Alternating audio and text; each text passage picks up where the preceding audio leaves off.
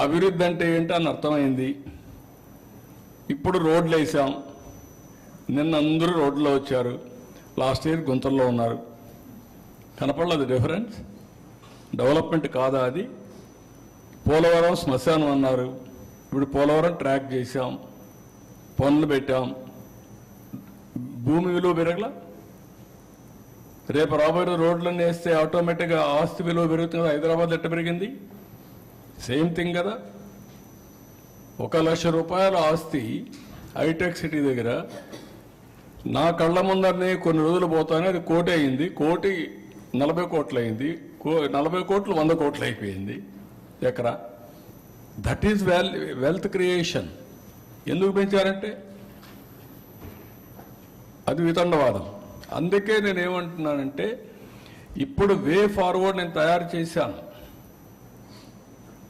ఏ సెక్టర్లో ఏం చేయాలనో నిర్దిష్టమైనటువంటి పాలసీలు తీసుకొచ్చాను. 22, 23 పాలసీలు తీసుకొచ్చాను. పెట్టుబడులు తీసుకొచ్చాం. ప్రతి ఒక్క డిపార్ట్మెంట్ క్లారిటీ ఇచ్చాను. మొన్న కలెక్టర్స్ కాన్ఫరెన్స్ ఇచ్చాను. ఈరోజు ఇవన్నీ కూడా కలెక్టర్స్ కాన్ఫరెన్స్ పెడతా.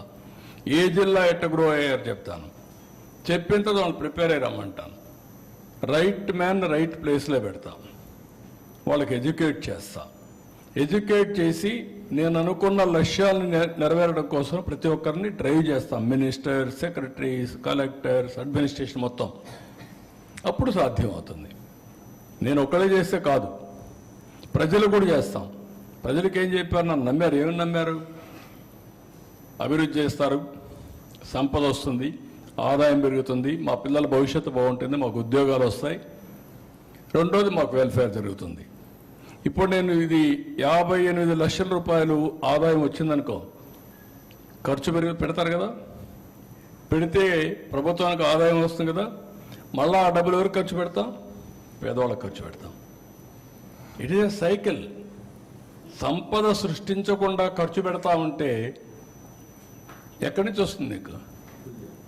అప్పులు చేసి ఎవరిస్తారు? ఇప్పుడు మాకు అప్పు ఇవ్వడంలా. That is the scenario. అప్పు తీసుకున్న తర్వాత కడతామంటే నమ్మకం ఉంటే అప్పిస్తాడు, లేదంటే ఎందుకు ఇస్తాడు? ఒకరోజు మొహమాటంతో మాట్లాడతాడు, 2 రోజులు తప్పించుకుంటాడు, 3 రోజులు తిరగబడతాడు.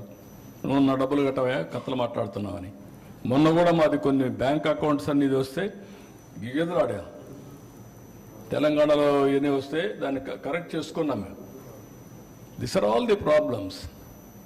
ఎప్పుడు నేను చెప్పేవాడిని, బ్యాంకుల్లో అప్పు పుట్టాలంటే, డబ్బులు రావాలంటే, తక్కువ వడ్డీ రావాలంటే విశ్వసనీయత ముఖ్యం, క్రెడిబిలిటీ, రేటింగ్ ముఖ్యం.